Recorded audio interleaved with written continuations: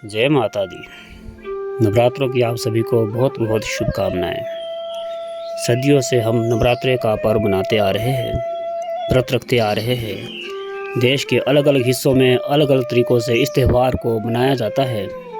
कहीं कुछ लोग पूरी रात गरबा और आरती कर नवरात्रे के व्रत रखते हैं, तो कहीं कुछ लोग व्रत और उपवास रख माँ दुर्गा और उसके 9 स्वरूपों की जो पूजा करते हैं। लेकिन इस नवरात्रि के पीछे असल कहानी क्या है? कहा जाता है कि भगवान श्री राम ने त्रेता युग में रावण वध से पहले 9 दिन तक उपवास रखकर माँ भगवती की आराधना की थी। श्री राम ने रावण का वध किया था। प्रभु श्री राम ने अश्विनी मास के शुक्ल पक्ष की प्रतिपदा तिथि से 9वीं तक देवी की आराधना कर 10वें दिन रावण का वध किया था। तभी से हर साल नवरात्रि का पर्व मनाया जाता है। धार्मिक ग्रंथों के अनुसार माता दुर्गा ने असुर महिषासुर के साथ युद्ध कर उसका वध किया। यह युद्ध पूरे 9 दिनों तक चला और 10वें दिन माँ दुर्गा ने महिषासुर का वध किया। माँ दुर्गा ने महिषासुर का वध कर असुरी शक्तियों का विनाश किया। कहा जाता है कि जब माँ दुर्गा ने महिषासुर का वध किया तब वह समय अश्विनी माह का था। इसलिए हर साल अश्विनी माह की प्रतिपदा से लेकर पूरे 9 दिनों तक नवरात्रि का त्यौहार मनाया जाता है, जिसे शारदीय नवरात्रि कहते हैं। हिंदू धर्म में शक्ति की आराधना को समर्पित नवरात्रि का यह पर्व बहुत खास माना जाता है। हर साल 4 बार नवरात्रि का पर्व आता है, जिसमें चैत्र और अश्विनी मास की नवरात्रि गृहस्थों के लिए बहुत उत्तम मानी जाती है। नवरात्रि के 9 दिनों तक सुबह शाम भक्तजन माँ दुर्गा की विधि विधान मंत्रों से पूजा करते हैं। मानता है कि नवरात्रि का व्रत करने और 9 दिनों तक सच्चे मन से माँ दुर्गा के 9 रूपों की पूजा करने से आपके जीवन में आध्यात्मिक शक्ति, ज्ञान, सकारात्मक ऊर्जा का संचार होने के साथ साथ ही दुखों का भी नाश होता है। नवरात्रि में माँ दुर्गा के 9 रूपों की स्वरूपों की पूजा की जाती है और ज़्यादातर भक्त उपवास भी रखते हैं। व्रत करने से शारीरिक, मानसिक और धार्मिक फायदा मिलता है। वैसे नवरात्रि के 9 दिन व्रत करने से परंपरा है, लेकिन कुछ लोग प्रथम और अष्टमी का ही उपवास करते हैं। व्रत करने से माँ के प्रति श्रद्धा व आस्था गहरी होती है, साथ ही स्वास्थ्य भी बेहतर होता है। इन दिनों में रखे गए व्रत का कई गुना फल मिलता है और मनोवांछित फल की प्राप्ति होती है। मान्यताओं के अनुसार नवरात्रि के व्रत करने से तन मन और आत्मा की शुद्धि होती है। व्रत करने के पीछे ज़्यादातर धार्मिक कारण माना जाता है, लेकिन इसके वैज्ञानिक कारण भी है। धार्मिक ग्रंथों के अनुसार नवरात्रि के 9 दिन व्रत करने से माँ जल्द प्रसन्न होती है और सभी संकटों से मुक्ति मिलती है। देवी भागवत पुराण में बताया गया है कि जो भक्त नवरात्रि के दिनों में व्रत रख माँ के 9 रूपों की उपासना करता है, उसको धरती के समस्त सुख और वैभव के साथ साथ मृत्यु के बाद उसको उत्तम लोक की प्राप्ति होती है।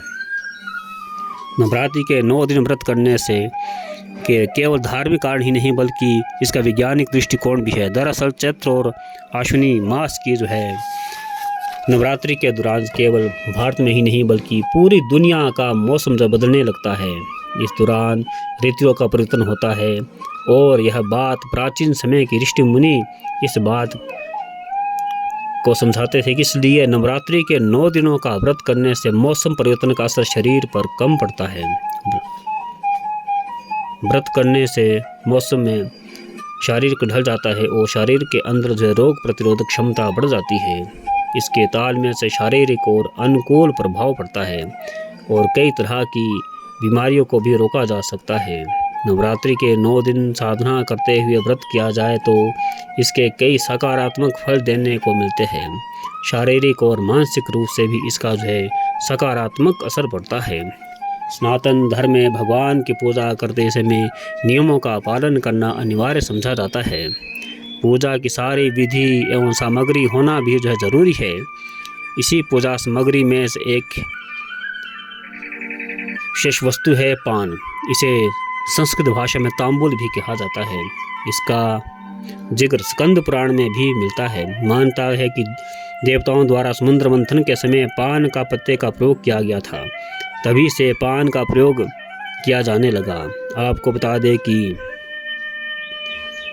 कि पान केवल पूर्व में नहीं बल्कि दक्षिण भारत में भी प्रत्येक शुभ कार्य में पहले पान के पत्ते से देवी देवताओं को नमन किया जाता है। तो आइए जानते हैं देवी भगवती को पान क्यों पसंद है और इसका क्या महत्व है। देवी भागवत, मार्कंडे और स्कंद पुराण में देवी कात्यायनी की कथा मिलती है। पुराणों में बताया गया है कि ऋषि कात्यायन माता के भक्त थे। उनकी कोई संतान नहीं थी। उन्होंने माता की तपस्या की और उनसे वरदान मांगा कि आप मुझे पुत्री रूप में प्राप्त हो। इसी बीच महिषासुर का अत्याचार बढ़ता जा रहा था। उसने देवताओं को स्वर्ग से भगा दिया था। देवताओं के क्रोध से एक तेज प्रकट हुआ जो कन्या रूप में था। उस तेज में ऋषि कात्यायन के घर पुत्री रूप में जो जन्म लिया। ऋषि जानते थे कि माता ही वरदान के कारण पुत्री रूप में उनके घर प्रकट हुई है। ऋषि ने देवी की जो प्रथम पूजा की और वह देवी कात्यायन ऋषि की पुत्री होने के कारण ही कात्यायनी कहलाई। देवी कात्यायनी के प्रकट होने का मूल उद्देश्य महिषासुर का अंत था। अश्विनी शुक्ल नवमी तिथि के दिन जो है ऋषि द्वारा जो पूजित होने के बाद देवी ने कहा कि उसका प्राकट्य महिषासुर का अंत करने के लिए हुआ है। और इसके बाद देवी ने नवमी और दशमी तिथि को महिषासुर से युद्ध किया। दशमी तिथि के दिन देवी ने शहद से भरे पान को खाकर महिषासुर का वध किया था। इसके बाद देवी कात्यायनी महिषासुर मर्दनी भी कहलाती है। नवरात्रि व्रत के दौरान फलों का सेवन किया जा सकता है, जैसे सेब, केला, आम, नाशपाती, संतरा और चीकू आदि। फलों के सेवन से शरीर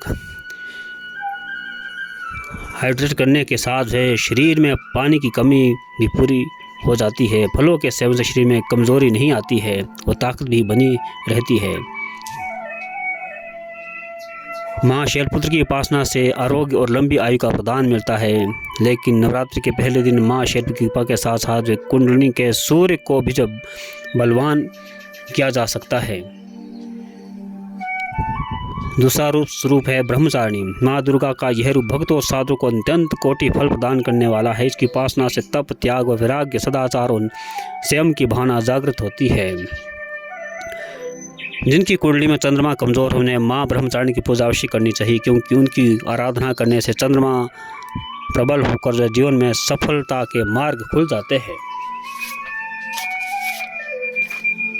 माँ दुर्गा का तीसरा स्वरूप है चंद्र घंटा। इनकी आराधना तृतीया को की जाती है, जिनके मस्त घंटे के आकार का अर्धचंद्र है।